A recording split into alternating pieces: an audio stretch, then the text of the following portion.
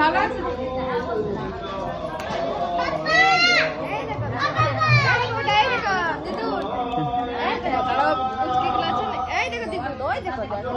আপনি কি করছেন?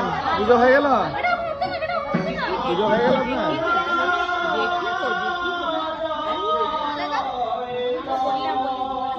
দেখি দেখি একটু দেখি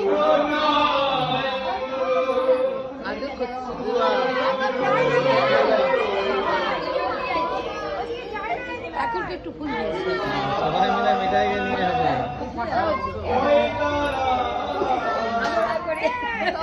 ভালো আছেন?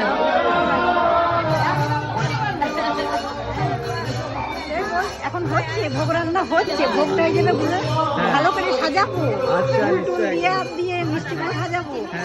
আমার উপর টাইম দেবে, 8 ঘন্টা 10-15 মিনিট টাইম দেবে। হ্যাঁ নিশ্চয়ই।